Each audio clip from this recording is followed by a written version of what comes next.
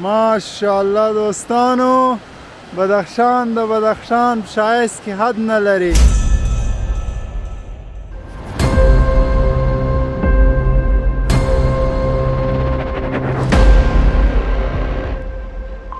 اوه اوه اوه ماشاءالله.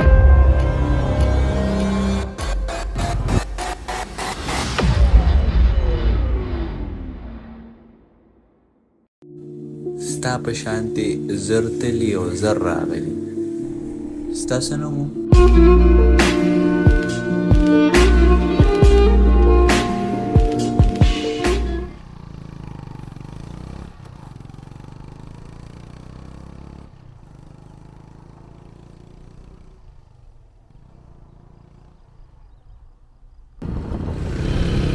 دوستانو کندوز ته راورسېدم.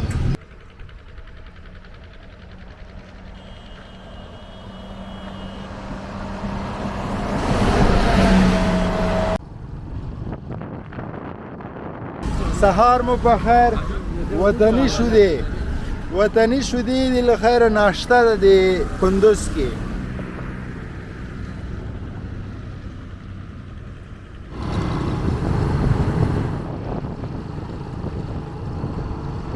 ملګرتیا هغه ملګرتیا ده چې ته د ملګري سره د زړه د کومې نه ولاړ او ورو ورو مدګی ته وایي.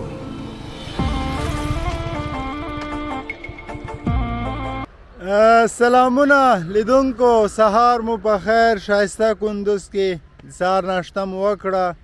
سفر ده له خیره تخاره چې بدخشان ته ویډیو بدخشان کې ختمیږي. نو د سهار 6 بجې دي، کیسه شروع سوې ده. کندوز ډېر خوندور، ډېر ښایسته ځای.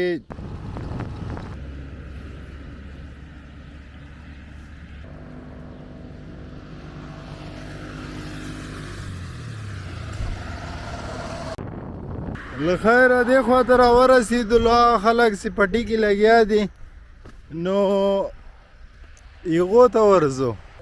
له خیره دغو ځوانانو ته راورسېدم. ستړي مه سئ ټول، ستړی مه سئ ورور. قراري ده، طبیعت څرنګه ده؟ لګیا یاستئ سهار وخت لګیا یو دغلته سبایي وخته د کندوز کې پالیز ته بیلچپه ورکوو ورته لګیا یو دهقاني کار. کومه دهقاني ده؟ دا پالیز د پالیز خټکي دي، خټکي مې کرلي دي. هو خټکي دي، دغه مې کرلي دي. ورته دغه خاوره ورکوو. ماډیکاري ده. نن دا موږ کلیوالو راغلو ورته. اشر باندې راغلي؟ او اشر باندې راغلو. بېشکه کلیوال خو دې خوند کې ځای او که نه بدې ورځ ته موږ ورته په درد خورو. او بیا خټوکو وخت کې څه خرچه مرچه پې کې؟ او ښه ده، خټکۍ وخت کې فقط کور ته خټکي مفته وړو. او راکۍ راته وړو یې. بېشکه غټ کار کې نو څه وخت پخېږي خټکي سې بیا راسو؟ خیره فقط اختر نه بعد دغه اختر غټ اختر مخکې پخېږي انشاءالله. انشاءالله که ځوند بیا به راسو. ولې نه، بس په دواړو سترګو راسه، موږ د خدمت کې یو. خیر خوشحاله سو.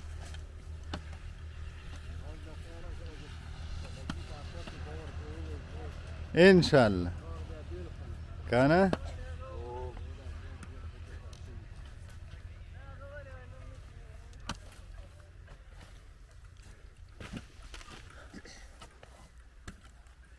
تاسو یقین ومنئ د موږ د وطن خلک سخت زیات خواږه دي. چې ورسم بیا نو یوه خوندور خولو ګپ خامخا راسره کړي.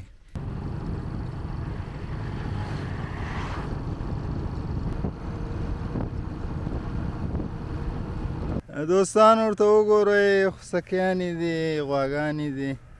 ښایسته کندوز اصلي څومره خوندور ځای ماشاءالله. این گندم چی وقت پخته میشه؟ 20 روز بعد بخیر. 60 ورځې بعد له خیره غنم هم پخیږي. توتانو ته وګورئ، توتان هم شته دلته. دوستانو خان آباد ته راورسېدلو له خیره.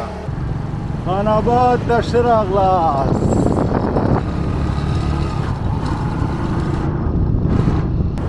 ماشاءالله کتونکو، سین اون د سین. دوستانو دې خوا ته رالو، د اوبو سربند ده. تاسې ورته وګورئ اوهو څه خطرناکې اوبه را روانې دي.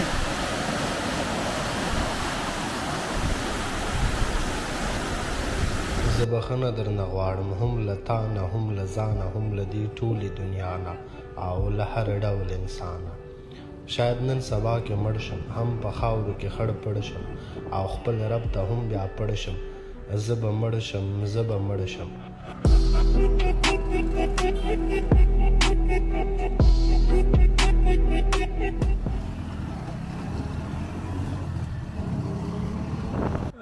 کتونکو راورسېدم د بادرنګو پالیز ته. له خیره دلته ځوانان لګیا دي ورزوب څنګ کې کیسې ورسره کو. ځوانه ستړی مه سې، کراري ده دې خوا ته راسه. دا د بادرنګو پالیز ده. له خیره څنګه دي حاصلات یې؟ ښه دي. کتونکو بادرنګ ورته وګورئ، کندوز بادرنګ دي. څنګه دي؟ ګوره دغه بادرنګ دي، یو قسم بادرنګونه وو، مهران په نوم. ښه اوله پاکټ په 4,000 وو. ښه پسته چې کم سول د دکانداران ظالمانو په 2,000 کړل، 9,500 کړل. 2,000 دلته نه چا پښتنه وکړله، نه د بل څه د افغانستان کې پښتنه ونسته، اوس هم نسته، اول هم نه وه. بیا دغه قوچان موږ واخیستل په 2,500 روپۍ. و دا بادرنګ هم لاندې چین نه ورکوي، دا موږ ته تاوان ده. یو وارې خو وچ سول، بیا هم واخیستل. دغه ته مې 12,000 دوه پاکټه تخم مې واخیسته، وچ سول، بیا هم واخیسته، واوره سیسه وچ سول، بیا هم واخیسته، بیا هم نیال کړل. اوس دا بدل تخم موږ په قیمت بیه کېږي او تخم دا څومره واړه دي؟ دا تحکیم نه دي. الله، دا خو تک شین ظلم ده. واه واه، دا خو دې ټول خو له خیره یوش کوه.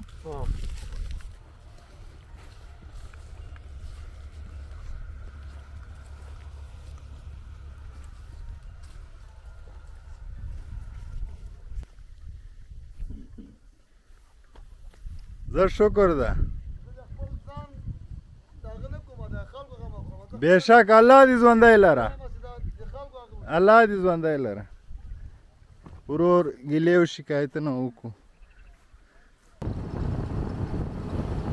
دوستانو باور مو وسه، یو داسې ښایسته ځای رالم. له خیره کندوز ته پر اعظمه پې خوندورې ویډیوګانې به کې جوړوم. ډېر ښایسته ده کندوز، ما ته خو یې سخته زیات خوند راکړو. دلته مې زړه اوس چې دمه وکړم په دغه ښایسته ځای کې. د تاسې د ځای خالي نو له خیره دلته کښېنم، لږ دمه کمه، بیا حرکت. او ما ته د لوی عمر دعا مه کوه، بیا به ته نه یې، ماله به مرګ نه راځي.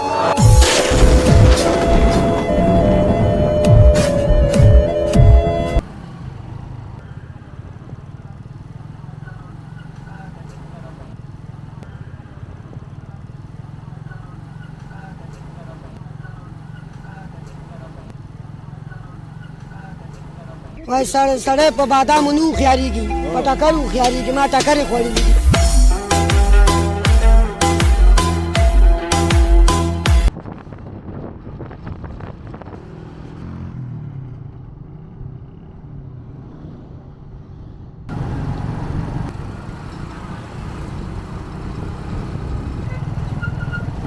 راورسېدلو تخار ته دوستانو.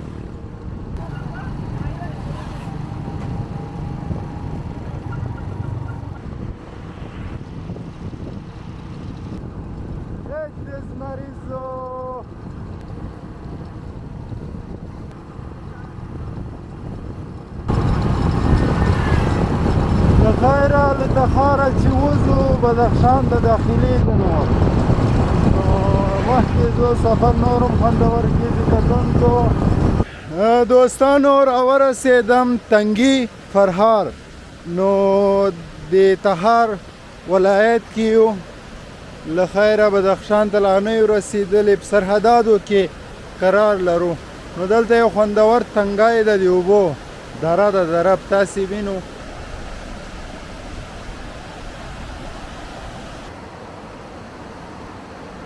دلته قرار لرم او دغه ورور ځان اچولی ده له خیره کاکا به یو ګلاس چای راته واچوي خوب هستی کاکا؟ خوب شکر جانم جور است. این جای چی به نام چی است این جای کجا؟ اینجا به نام تنگی کلفگان. تنگی کلفگان. آه. خوب جای است والا؟ بیخی نازنین است. جور هستی؟ شکر. ما را اینجا شاگرد کو؟ شاگرد میگیریم خودت. میگیری؟ بله آن. باز ماش میدی؟ بله آن. چند میدی؟ 6000. 6000 میدی؟ ماه 6000. بیشک والا زنده خو باشی.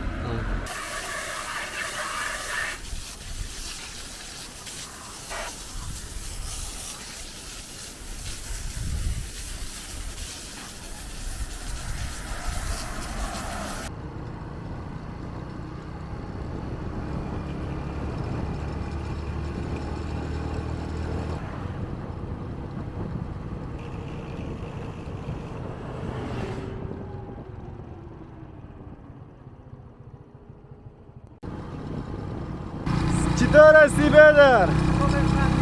خوب است؟ دوستان او دا ورور میرا وقت لزانه سرا لیفت میور کومن رازا اینجا به نام چی است؟ سنگ زغال مربوط کدام ولایت میشه؟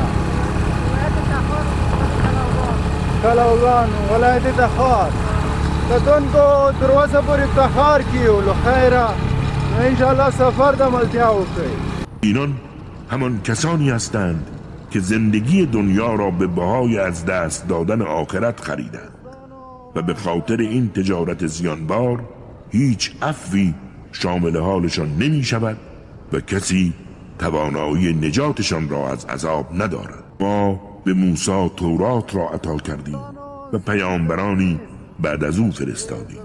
به عیسی پسر مریم نیز دلایل آشکاری دادیم و او را به واسطه روح القدس تأیید نمودیم. اما هرگاه که پیامبری آمد و چیزهایی گفت که با هواهای نفسانی شما سازگار نبود متکبرانه سرکشی کردید. سپس عده‌ای را انکار کردید و عده‌ای را کشتید و آنها گفتند که قلوب ما گواه مدرکه ما در حجاب است. پس نفرین خدا بر آنها به خاطر ناسپاسی و طغیانشان و چه اندک است ایمانشان. با آن زمان که قرآن خداوند به سوی آنها فرستاده شد با آنکه آن را شناختند و کتاب آنها را هم تأیید می‌کرد و نیز با آنکه خود آنها خواستار نیرویی بودند تا بر کافران چیره شوند، اما باز به پیامبر و کتابش ایمان نیاوردند. پس نفرین خداوند بر همه ناسپاسان باد. چه معامله بدی با خود کردند آنگاه که از شدت حسد قرآنی را که خداوند نازل کرده بود قبول نکردند، زیرا نمی توانستند شاهد این باشند که خداوند فضل و کرمش را به هر کدام از بندگانش که بخواهد میدهد و بدینسان خشمی مضاعف آنها را فرا گرفت. بدانید برای ناسپاسان حسود عذابی خار کننده است.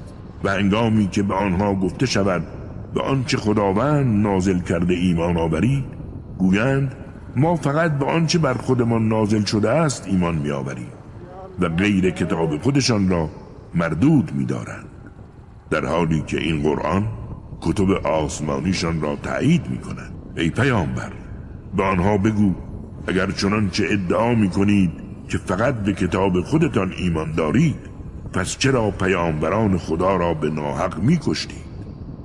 همانا موسی برای هدایت شما با دلایلی روشن به سویتان آمد، اما شما گوساله پرستی کردید و راه ظلم و ستم در پیش گرفتید. و یاد دارید آن هنگام که از شما پیمان سنگینی گرفتیم و کوه تور را بالای سرتان برافراشتیم و گفتیم آنچه را نازل شده است با دل و جان بگیرید و مراقب باشید و بشنوید کلامش را. گفتند شنیدیم و عمل نکنیم و به خاطر ناسپاسی و طغیانشان وسوسه گوساله پرستی در دلهایشان جا گرفت. ای پیامبر، به آنها بگو اگر واقعاً به آنچه میگویید باور دارید، باورهایتان شما را به بدکاری و بدفرجامی میرساند. به آنها بگو اگر راست میگویید که بهشت خدا و حیات جاودان فقط ویژه شماست نه مردم دیگر، پس آرزوی مرگ کنید تا زودتر به وصال خویش برسید. و هرگز آرزوی مرگ نمی کنند، زیرا دستاوردشان زشت و پلید است و خدا ستمکاران را خوب می شناسد. کتونکو راورسیدم، یو داسې ښایسته جید ته صحت نه لري. فکس ټایم 1 بجه ده. له خیره فیض آباد بدخشان ته 140 کیلومتر لاره پاته ده. وقتی شخصیت آنها را تحلیل کنی خواهی دید که آنها حریص‌ترین مردم به زندگی دنیا هستند، حتی حریص‌تر از مشرکان. برخی از این ناسپاس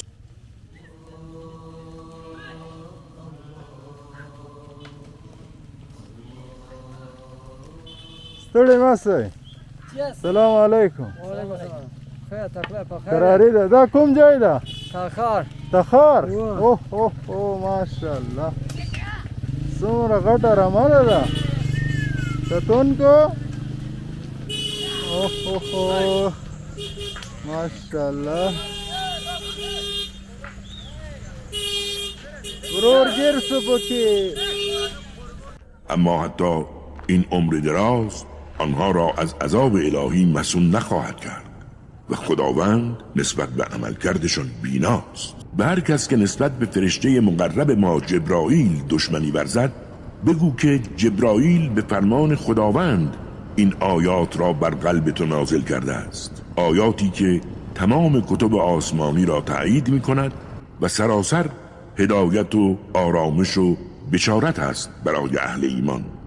هر ناسپاسی که دشمن خدا و فرشتگانش و پیامبران و جبرائیل و میکائیل باشد، خداوند نیز دشمن این کافران خواهد بود.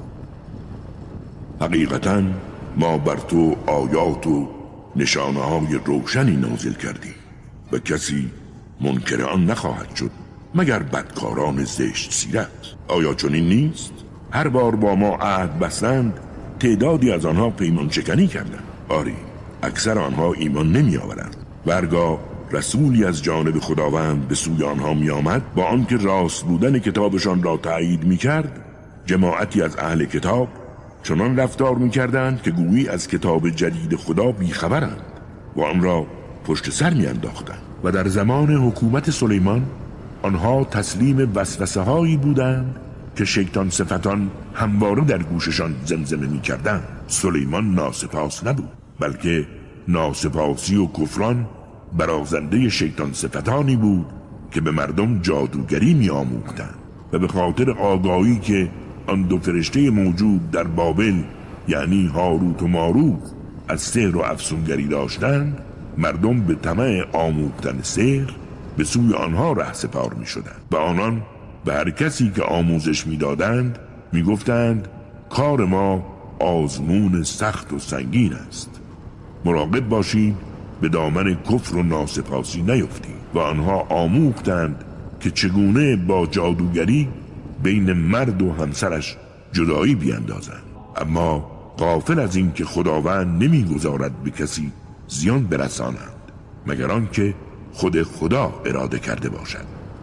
و آنها در حقیقت چیزی را آموختند که نه تنها نفعی برایشان ندارد بلکه زیان و نکبت آن متوجه خود آنهاست و خود آنها نیک می‌دانند آنکه چنین کالای زشتی خریده است هیچ بهره‌ای از حیات جاودانی نخواهد داشت. و اگر آگاهی از حقیقت داشتند میفهمیدند که خود را به بد چیزی فروختند. اما اگر به جای افسون و جادوگری به خداوند قادر و آگاه ایمان می آوردند و حرمت فرمانهای خدا را نگاه می داشتند، برایشان از هر چیز دیگری با برکت‌تر بود اگر می دانستند.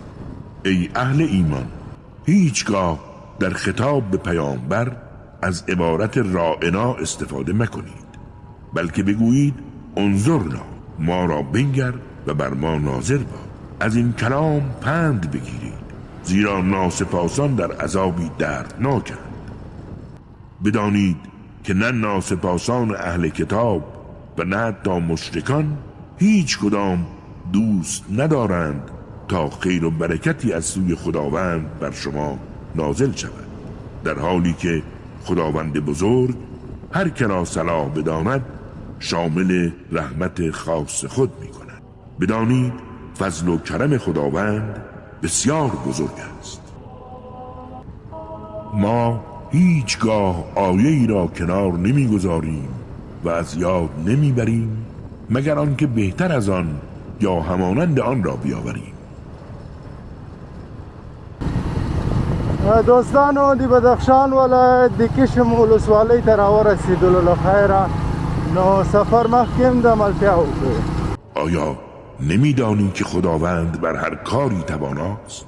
آیا نمیدانی که فرمانروایی مطلق آسمان ها و زمین با خداست و شما را هیچ یار و یاور و پناهگاهی بجز خدا نیست؟ آیا میخواهید همان برخوردی را با رسول اسلام کنید که پیش از این با موسی کردند؟ بدانید که هر کس ایمان به حقیقت را رها کند و راه ناسپاسی و کفران پیشه کند، بیشک راه درست را گم کرده است. بسیاری از اهل کتاب با آنکه حق بر آنها آشکار شده از روی حسد دوست دارند حال که ایمان آورده اید دوباره شما را به وادی کفر و ناسپاسی بازگردانند. اما شما عفو کنید و با گذشت با آنها برخورد کنید تا خداوند به موقع فرمان خویش را جاری کند و خداوند بزرگ بر هر کاری تواناست. نماز را به پای دارید و زکات اموالتان را پرداخت کنید و بدانید تمامی دستاورد نیکتان را نزد خداوند خواهید یافت و خداوند به عملکردتان کاملا بیناست. دا دو زمریان په اوبو کې لګیا دي کتونکو. سلام علیکم، خوب هستی؟ ای چی است؟ ای چی است؟ مایی است؟ تو نشان بیتی؟ تو نشان بیتی؟ نشان دوستانو مایان نیست سمندر کی. اوه ای باز فروخته میشه؟ چند؟ ای خلطه که پر کنی چند میگیری؟ 200-300. کتونکو دا خلطه سی ډکه سی له خیره بیا 200-300 روپۍ خرڅوي. دلته وړالي له خیر.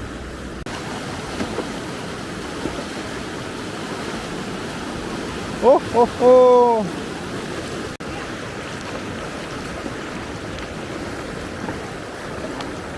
و ادعا کردند که هیچ کس به بهشت خداوند وارد نمی شود مگر آنکه یهودی یا مسیحی باشد. این آرزوی آنهاست. به آنها بگو اگر راست میگویید دلایلش را بیاورید. آری، هر کس که سراپا تسلیم خداوند شود و رو سوی او آورد در حالی که عملکردش نیز سراسر خوبی و خدمت باشد، بدون شک پاداشش نزد خداوند محفوظ است و هیچ ترس و یأس و اندوهی در او راه ندارد. و یهودیان میگویند مسیحیان بر حق نیستند و مسیحیان میگویند یهودیان بر حق نیستند، حالان که آنها کتاب خدا را میخوانند و آگاهند. حتی در این میان آنهایی که سوادی ندارند چیزی شبیه حرف آنها را تکرار میکنند. بدون شک خداوند بزرگ در روز قیامت در مورد آنچه اختلاف میکنند قضاوت خواهد کرد. دوستانو ډیر بد وږی سومه، له خیره دلته به یو لایټ غوندې شی وخورو. نو دفتن دلته یو 20 ملي روژې سپکې سوې. بیګ دومره بد دروند د بل کوم شی چې ما جوړ کړی هغه مات سو. کنې ډېر شیان یې په هغه کې ایښي خو هغه ځینې ورک سو خالي یو جوړ کالي را چې پاته دي او داسې خوندور سفر ده نو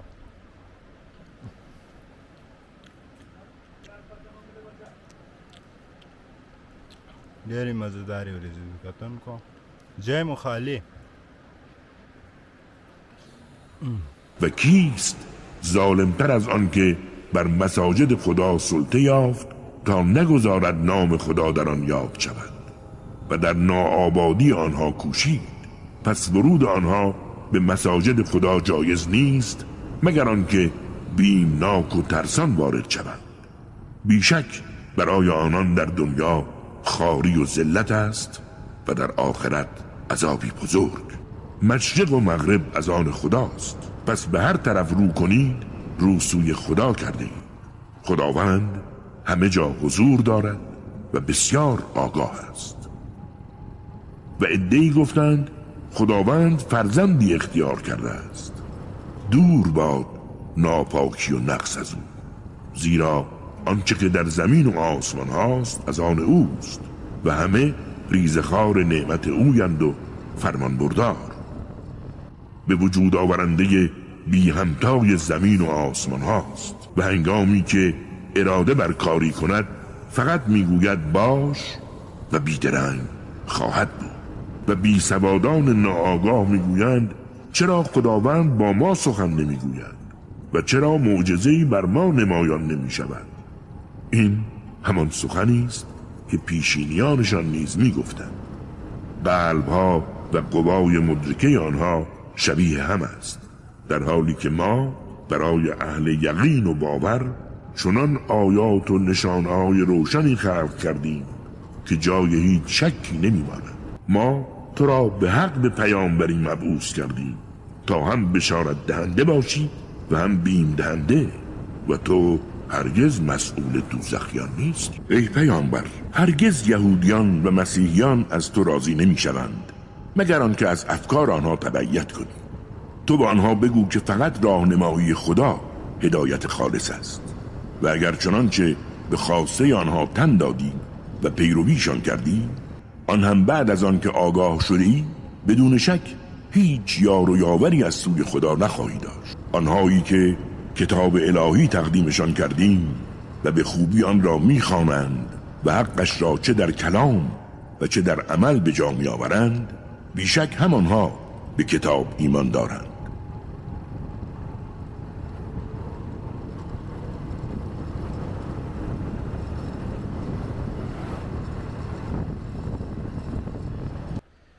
لخیره دوستانو، فیض آباد ته نه یو رسیدلی، فکس 1.5 ساعت مزل پاته ده. لمونځ به ورته وکړو، لږ به دمه وکړو په دې ښایسته جي کې. خدای دې وکړي ساعت مو راسره تېر شوی انشاءالله. نور ښایسته جیانم شته د ما لپاره خو دا سفر جالبه ده، ځکه مخکې نه یم راغلی او تاسې لپاره به هم جالبه وي چې یا به راغلي نه یاست یا به نه یې به م لیدلی، خو موږ زحمت و تکلیف باز تاسې هم وګورئ او خپل هم کې وګرځو. د خیره دلته دمه کو بیا حرکت. و اما آنان که بدان کافر و بدبینند همگی زیانکارند. ای بنی اسرائیل، به یاد دارید نعمتی را که عطایتان کردم و شما را بر همه جهانیان برتری دادم و بترسید از روزی که کسی به جای دیگری مجازات نمی شود و هیچ بدلی به جای مجازات قابل قبول نیست و شفاعت و پادرمیانی کسی سودی نبخشد و یار و یاوری در کار نباشد. و هنگامی که خداوند ابراهیم را توسط کلماتی امتحان کرد. ماشاءالله دوستانو، بدخشان ده بدخشان شایست که حد نلري، کته سیند روان ده، یه خواته منظره ده منظره. واو، this is so beautiful.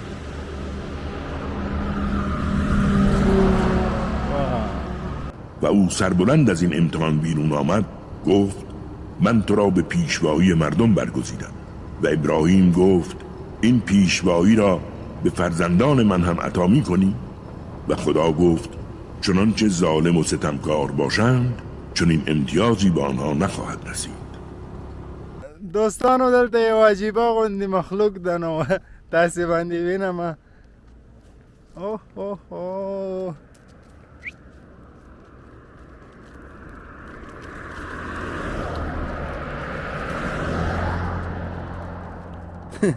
و ما کعبه را محل امن و مرجع و ملجع مردم قرار دادیم. پس مقام ابراهیم را جایگاهی برای پرستش خداوند بزرگ قرار دهیم. چه از ابراهیم و اسماعیل پیمان گرفتیم تا خانه ام را برای طواف کنندگان و اعتکاف کنندگان و نمازگزاران پاک و آماده کنند. و هنگامی که ابراهیم دست به دعا برداشت که پروردگارا این شهر را محل امن و آرامش قرار بده و رزق و روزی اهلش را که خداوند و روز حسابرسی را باور دارند فراوان گردان. و خدا گفت حتی کسی که کفر بورزد در دنیا اندکی بهره‌مندش میکنه، اما در روز حسابرسی به خاطر ناسپاسیش او را به عذاب آتش گرفتار کنند که سرنوشت بسیار بدی است.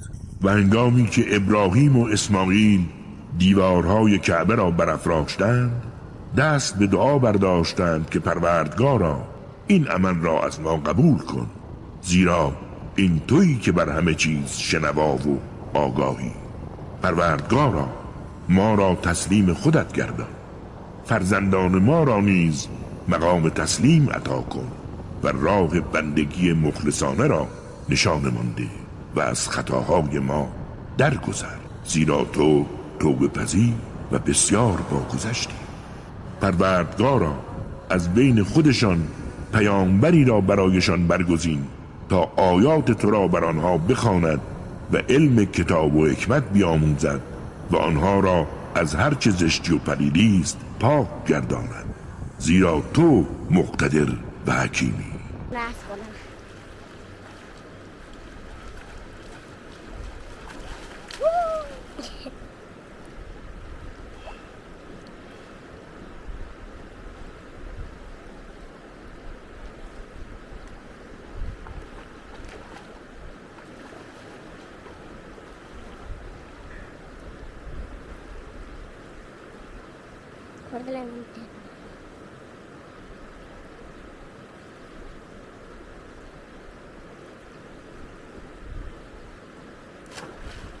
Yuqal og'zimga sikitadi.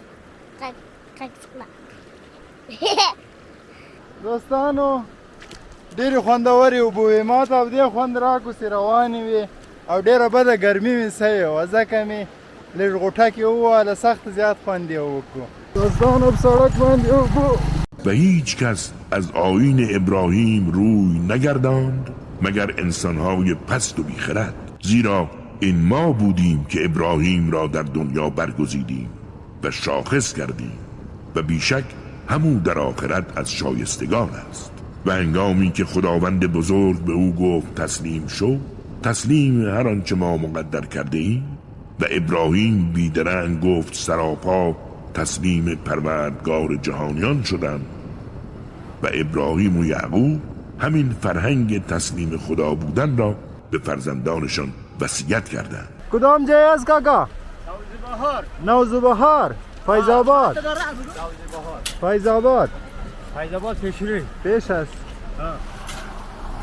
و گفتند ای فرزندان، خداوند بزرگ آیین تسلیم را برای شما انتخاب کرده است، پس چه در زندگی و چه در مرگ تسلیم امر خدا باشید و جز به آیین تسلیم نمیرید. آیا شما شاهد آن صحنه بودید هنگامی که مرگ یعقوب فرا رسید و او بیدرنگ رو به فرزندانش کرد و گفت بعد از من شما خود را در اختیار که قرار می‌دهید و که را می‌پرستید؟ گفتند مطمئن باش که خدای تو، خدای نیاکان تو ابراهیم و اسماعیل و اسحاق را می‌پرستیم، همان خدایی که یکتاست و بدان که ما همه تسلیم او هستیم. آری آنها جماعتی بودند که اکنون درگذشتند، دستاوردشان مال خودشان و دستاورد شما نیز متعلق به خودتان و شما مسئول آنچه که انجام دادند نیستید. ادعا کردند اگر یهودی یا مسیحی شوید حتما به راه درست و نجات بخش هدایت می‌گردید. ای پیامبر به آنها بگو ما آیین یکتاپرستی ابراهیم را در سینه داریم و اهل شرک به خدا نیستیم، چنان که ابراهیم نیز اهل شرک نبود. بدون شک بگویید ما به خداوند بزرگ ایمان آورده ایم و آنچه را که بر ما و آنچه را که بر موسی و عیسی و همه انبیا نازل کرده است باور کرده ایم و بین هیچ کدام از انبیا فرقی نمیگذاریم، زیرا سراسر وجودمان تسلیم امر خداوند است. و اگر باورهای به حق شما را بپذیرند بدون شک به راه نیک هدایت شدند و اگر روی بگردانند لجاجت کردند و خداوند بزرگ تو را در برابر همه آنها و در همه سختی ها کفایت می کند، زیرا او بسیار شنوا و آگاه است.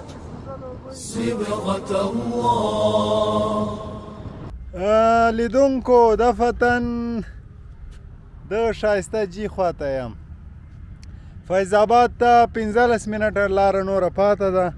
له خیره سفر بیا په مرکز کې ده. له خیره مرکز کې هم شاوخوا ګرځو نو چې دا ویلاګ مکمل سی. نو سبا ته سفر ده واخان ته انشاءالله. کوشش به مې دا سي خدای دې ما سره وکړي. خدای دې ما لپاره دا سفر اسانه کړي چې سبا ته له خیره واخان ته بل ویلاګ کې ملاقات موږ او تاسې وسي.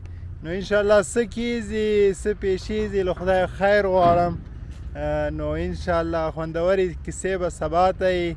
نن مو هم ښایسته سیمې در باندې ولیدلې، مختلف ویلاګونه مو درته جوړ کړو. نو انشاءالله سبا ته بیا د تاسې په درانه چوپړ کې حاضرېږم. دوستانو د مخې ګرارۍ خرابه سوه. ای ګراري خراب شده نه؟ دوستانو ورته وګورئ خولې بیخي وال سوي دی، خراب سوي دی. دومره مزل یې وکړو، شکر داسې په منځ کې دوجا سوی نه ده، دا خو خیر ده. نو اوس به یې موبلین ور بدل کو. له خیره سبا یې ډېر لرې سفر ده. نو دوستانو راورسېدم د فیض آباد سمتي کلي ته. نو دلته یو نفر راته وویل چې ته له کوم ځای کې راغلی یم؟ له کابل نه راغلی یم، 2 ورځې سفر کې یم، روان یم. ای د بدخشان خلک چې کله کندوز ته وړال سي 6 ورځې سړه ته به یي. نو تا ظالمه دومره سفر دی بیا په تنهایي کې په عذاب سوی نه یې. میلمه خو له سفره چې سخته زیات خوند واخیست، ځکه د ما لپاره یو نوی ځای و، ډېر زیات خوند یې وکړو. کتونکو ماشاءالله خوندور ښایسته کلی ده، سمتي کلی ده د فیض آباد. په غرونو باندې وګورئ تک شنه دي، بیخي تک شنه دي، داسې غره نه دي.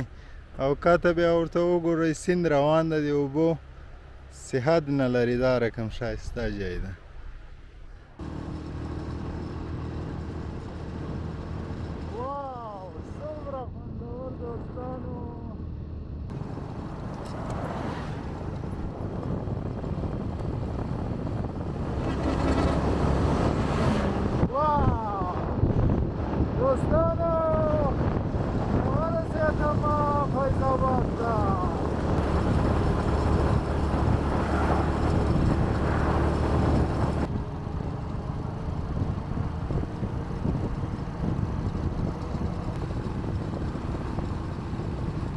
دوستانو فیض آباد ته راورسېدلو. له خیره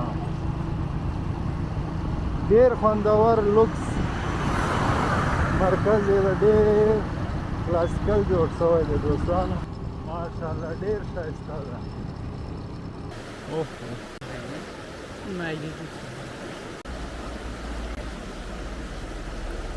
دوستانو سمندر روان ده، سمندر. لیدونکو راورسېدلم فیض آباد ته، د بدخشان مرکز ته. له خیره سبا واخان ته سفر ده. نو انشاءالله په ویلو کې بیا ملتیا را سره وکړئ. د ورور کیسه سته انشاءالله، ډېر لرې ځای ځمه. نو اوس مو په لوی خدای باندې سپارم. انشاءالله په بل ویلو کې بیا د داسې په درانه چوپړ کې د وطن په یو ښایسته ځای کې حاضرېږم. اوس مو په لوی خدای سپارم. خدای په امان. زه بخښنه درنه غواړم، هم له تا نه، هم له ځانه، هم له دې ټولې دنیا نه او له هر ډول انسانه. شاید نن سبا کې مړ شم، هم په خاورو کې خړ پړ شم او خپل رب ته هم بیا پړ شم. زه به مړ شم، زه به مړ شم.